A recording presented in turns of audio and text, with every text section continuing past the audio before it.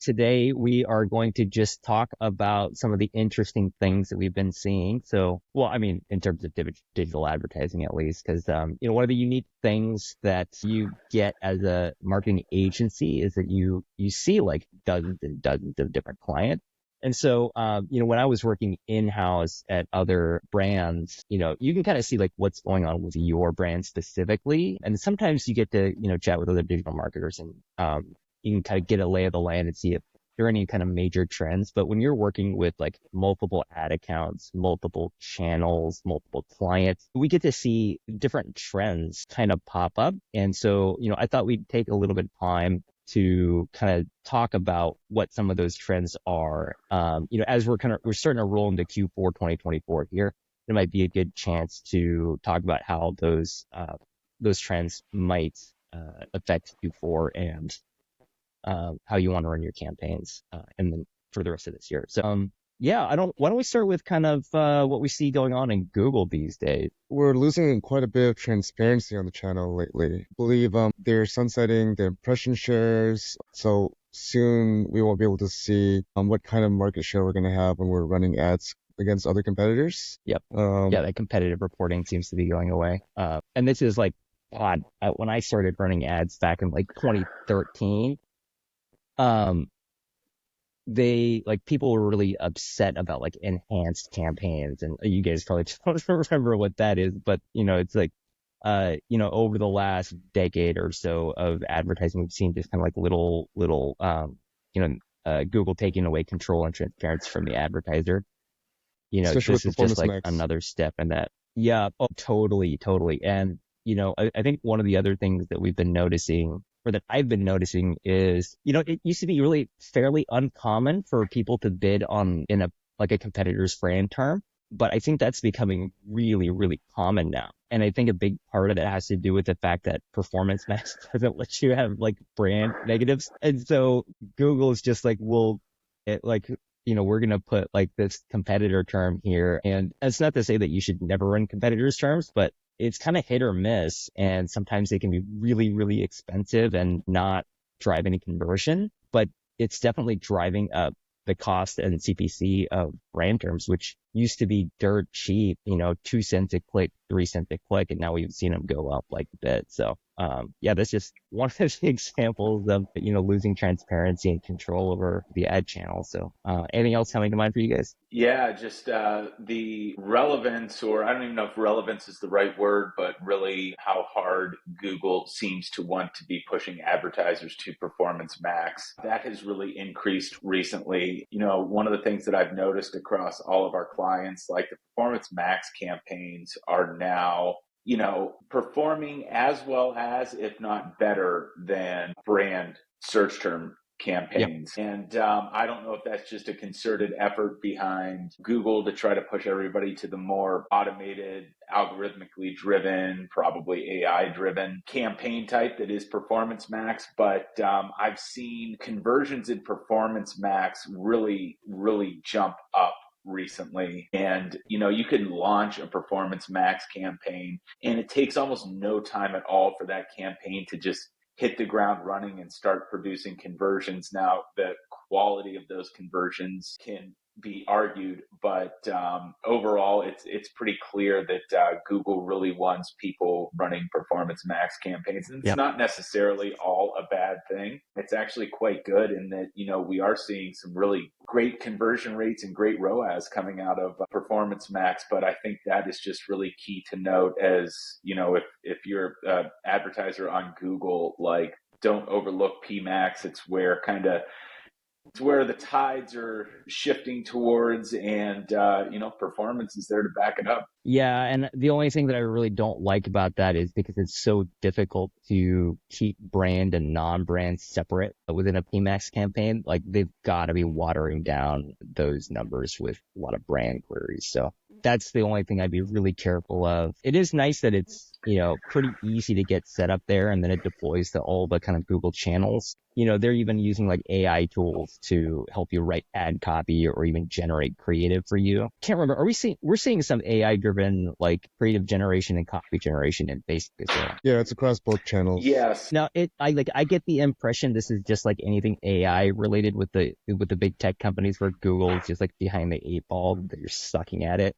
I mean, my general sense of the AI driven copy within like Max and stuff is really bad. I don't think we've used any of it, have we? No, unfortunately, up to this point, both in Google and Meta, it seems like all of those AI generated creative and copy items, they're all optional up to this point. So you do have the ability to toggle them on and off. And we have not used them to date. Yeah, I mean, like it's just pay the $10 a month for like GPT and like get your copy from there. It seems like it's a lot better. Anyway.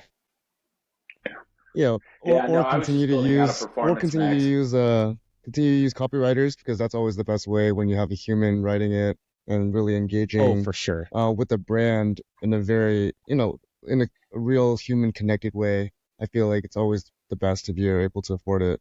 Obviously, there's a lot of tools now that make things a lot more affordable in terms of with AI and simplification of things, but I think if you want more control, I think we're losing that in return for ease of use, but that's not always the best solution if you really want For to sure. I mean, scale, I think. the analogy I've heard that's really fitting is like AI is like a calculator for words. And so, just because you've got a great calculator doesn't mean that you fire your accountant, right? So, it's a tool that we've used definitely to be more productive and, crank out more ad copy, but it's definitely not a replacement for good copy. Yeah, I think it's good for iteration and then using a human skill sets and expertise to really find what's working and then reworking Yep. things to, put the polish on the final results or final product. So Yeah. I'm a big fan of using it for brainstorming. Yeah, AI just doesn't have the ability to nail the brand voice yet. Like it can put together well-crafted ad copy that Mm, is, technically solid copy if you break down, what goes into an ad, but it is never going to nail the brand voice or the authentic voice that the brand is trying to speak in to the customer. So it's not going to nail sounding like the brand, and it's not going to nail sounding authentic to the customer, no matter how hard you try to point it in the right direction. I mean, I've put in prompts where you point it at the client's website, you pointed at specific blocks of copy that was written by a copywriter at the brand, and it's not going to nail it, and really it's not even close yet. yeah. But I think it'll get there. But to Calvin's point, at this point, and even in foreseeable future, it's not going to replace a copywriter. Yeah, for sure. I mean, it might replace me because I'm a terrible copywriter. That's why I have you guys work for me. But yeah, to your point, I don't think it's going to replace a good copywriter anytime soon. Nice. Let's see. I know we had some unfortunate news on Facebook. One of our best practices we use for audience targeting is around having robust like exclusions in our audience. That's kind of along the same vein of removing transparency and control from the advertiser. Facebook is basically copying that from the Google playbook. It's fairly blatant actually, come to think of it, but um it's in that same vein. What other kind of things are we seeing in Facebook these days? Any trends, any interesting, notable things that we're seeing out there? Kind of similar to Performance Max and Google, Meta now has Advantage Plus campaigns where it's not quite as piecemeal as Performance Max. Like, if you're not familiar with Performance Max campaign, like in a nutshell, you essentially build out a bunch of different creative assets, a bunch of different headlines, a bunch of different descriptions, and Google will just kind of mix and match and build all of that into ads. From what I've seen with the little bit that I've used Advantage Plus campaigns to date, it's not like that in that you still give it specific ads that you have built out to run, but the audience targeting is all automated. Right. And I think the rise of the Advantage Plus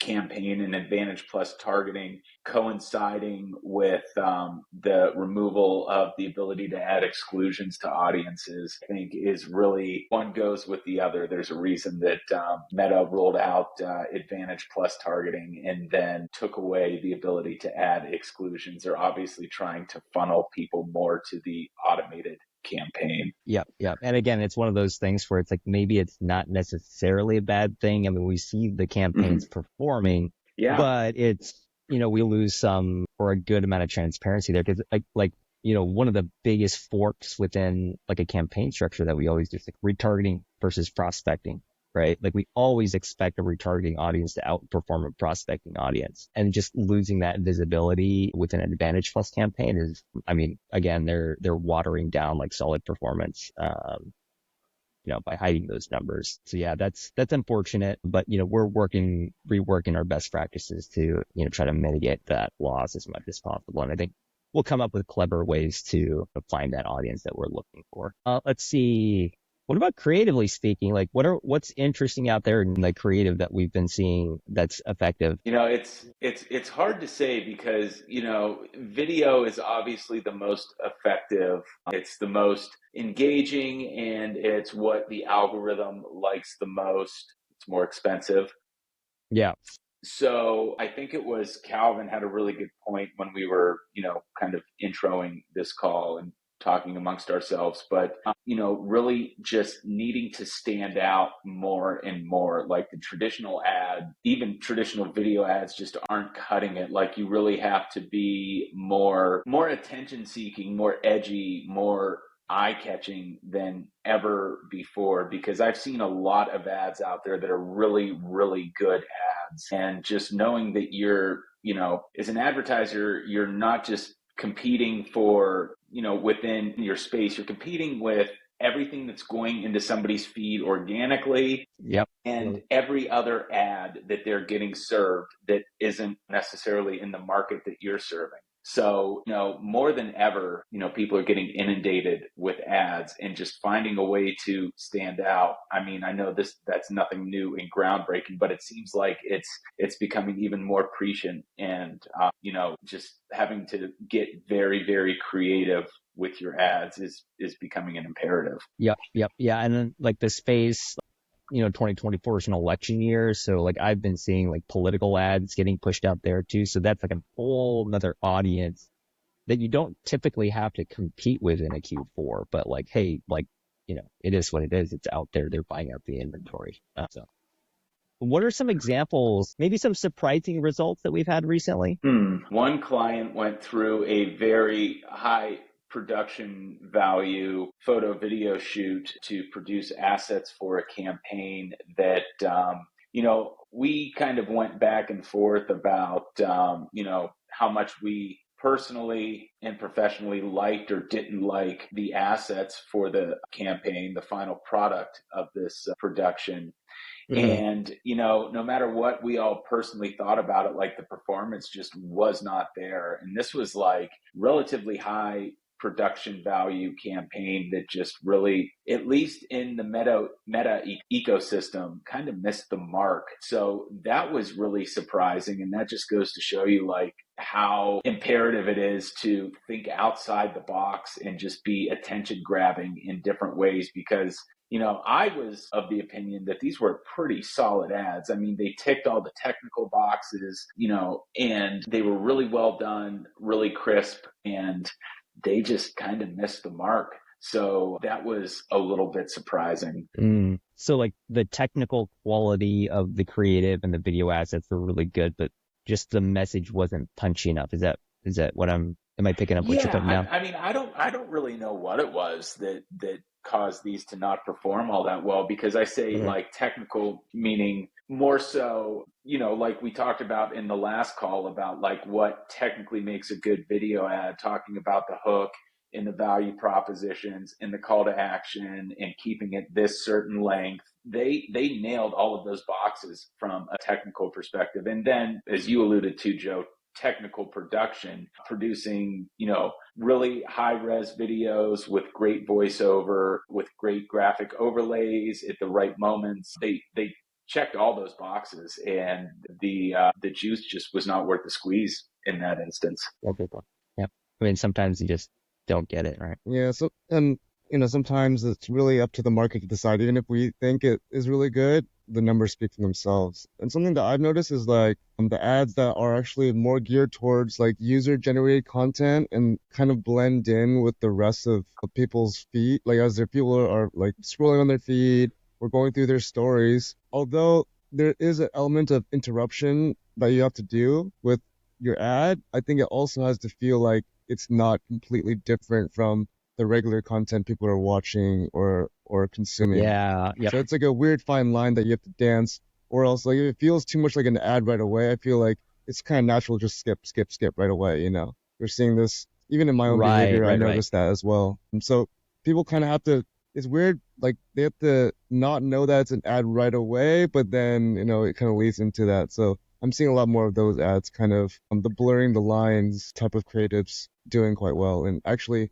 even from myself, I'm seeing myself being engaged by those kinds of ad creatives as well. Yeah, because like when you're kind of doom scrolling through your feed and you just see something that's kind of like obviously an ad, and I don't know about you, but I always kind of have like a little bit of a defensiveness. Like I don't want to be sold to it right now, so you just like skip it, right? So yeah, to your point, if you can kind of be a little sneaky and get in there and get the kind of first little bit of your ad message to them without being super obvious that you're an ad, yeah, you might have a point there. Maybe that's something we should try out. And I'm seeing that with the strong hook too, with a lot of content. It's like a strong hook that might not completely relate to the product or service you're advertising at all, but it gives people that little dopamine hit to be like, oh, okay, what's going on here? I'll stay here, I'm just like Right, random right, right. stuff like an egg smashing on a pan or something, and then you're advertising like, sunglasses or something. I don't know. Just Oh, like like, things like have you that, seen that content recently where it's like, it'll be like a video of a guy like in a car accident and just getting ejected from like a moped or something, right? And then it'll roll into a physical therapist's office and they're like, they roll into like, they edit it so that like that first part, even though it's totally irrelevant, like, it turns into an ad. And Yeah, that's, that I that mean, that's stitch. kind of what we're talking about here, right? Yeah, yeah, yeah. I'm seeing that work Those really can be well Yeah, really yeah. funny. for organic content. That seems to work really well. But I think even advertisers can take that same mindset because, you might not be able to use a meme video in your actual ad creative because I don't know, legal purposes or whatnot.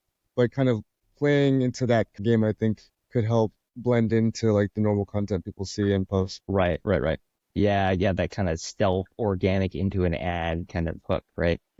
Yeah, I like it. We should try to investigate that a little bit more. Awesome. Well, we just got a couple of minutes left and it's after Labor Day, so we're not allowed to wear white anymore. But besides that, I think, we typically think of this as like, man, you got like 6 to 8 weeks of testing left before you got to lock in, right? What are the kind of things that we're thinking about in terms of getting ready for Q4 here? I know we're about to release a blog post where we've got kind of like that Q4 playbook. And so like kind of the date ranges and that kind of thing, that's fairly standard, but yeah, anything you guys are thinking about for Q4 coming up here pretty soon? Well, first of all, just like a gentle reminder, sent out to all of our clients that like, hey, we're on the precipice here. Let's make sure that you have everything dialed on your end with what you want to be promoting, when you want to be promoting it, what sort of deals, discounts, etc., that you're going to be running between now and early 2025, just so we can have everything queued up on time and not be running around at the last minute trying to build out ads and get them launched to meet deadlines. So getting clients all on the same page and prepped is kind of the first step, and then from there it's just a matter of execution. We know it's never not that clean, but planning is what it comes down to at this point. Calvin, anything from you? I think I was along the same thing, just having a strong marketing strategy, knowing exactly, what's going to be happening through the rest of the year and knowing when assets are going to be available and having the right conversations before getting everything set up and launched. Right. So you should kind of maybe decide if you're going to have a Black Friday sale before Halloween, maybe. Yeah. Mhm. Because we've never dealt with that before. Yeah, so especially in Q4 into the holidays, I think it's really good for agencies and marketing teams to really be like this in terms of Mhm. communication. For sure, for sure. Yeah, and we're going to be probably haranguing our clients here pretty soon about, Q4 plans, getting all that promotional messaging ready to go. Yeah, making sure all the offers are solid. Yeah, what about any highlights from last year coming to mind for our gray November or Q4? I think Good question. a lot of CPMs and costs of inventory is a lot higher, but I am seeing a Mm, pattern of people starting earlier in order to kind of warm up their audiences, warm up their customer base and kind of catch like the early parts of the season before things get really expensive. right. Yeah, I think I remember like on like as soon as November 1st rolled around, it was just like there's Mhm. everyone's just like sale messaging, right? Yeah, no, that was one big thing that was different last year than 2022. And it's just going to be starting earlier and earlier every year. So just being out in front of it as much as possible and, trying to I mean, run your promotions before the clutter gets in there is what it boils down to. Yep. And it's all in how you craft the messaging and just like hey, this is our Black Friday, 1st of November sale. Like this is the Right. sale. There's not another one coming, and just get out there in front of it and avoid the clutter because everybody is going to be running these ads post Thanksgiving. So, I mean, getting out in front of it and cutting everybody off might be a good way to go about it. Yeah, because like we always see, particularly for e-commerce, like things really slow down like mid to late October. Because the customer's been trained at this point. Like there's Black Friday sales are gonna come. I can wait a week or two and get Mm-hmm. 20-30% off of the thing that I'm trying to buy. So John, what you're suggesting is we should actually start Black Friday like October 14th, right? Well, for some Maybe people, not quite that early, but pre-Thanksgiving for sure. Yeah. yeah, I've seen it Yeah, definitely yeah. work for Pre-Thanksgiving for sure. certain companies. I've noticed that they run their own kind of promotion before Black Friday. They actually don't even run the Black Friday sale. So Mm-hmm. that it's like, oh, we're Interesting running instead of like a it, yeah. 30-40% sale, like, or like, fall sale, and then they're just quiet during Black Friday so they don't have to compete during that time. So like, there's Yeah, yeah, I've seen that choices that you can too. make depending on how you want to play it. But I've noticed that too, and I've seen it work just to like kind of break away from having to compete in that crowded space. Yeah, and like And I what think I've seen in the past is even if you're not promotional, like that Black Friday, Cyber Monday weekend, like their conversion rate still like ramps up pretty substantially, even if you're mhm. not like dropping your prices 20% or what have you. Exactly, exactly. And I think it's even worth calling it out in any ads that you're running early, like, hey, like we're not running a Black Friday ad. This is the sale. So get it while you can. And then, like Joe just said, like enjoy that ramp up in conversions that's going to happen naturally around Black Friday, anyhow. Yeah, it's definitely a potential strategy. Okay, well, let's a lot to talk about and cover. These are kind of the trends that we're seeing and things that we're hoping to look forward to in this coming quarter. So yeah, as usual, just like and subscribe and follow us on all the social media. And of course, we also have our newsletter. So go onto the website and sign up for that. And you will be the first to hear about when we have one of these sessions. Yeah. Thanks everyone for your time. Keep your eyes open for that new blog coming out too. We're probably going to be publishing that in the next couple of days here. And like Joe said, it's kind of the Q4 playbook for Yep. digital Absolutely. advertising. All right. Thanks guys.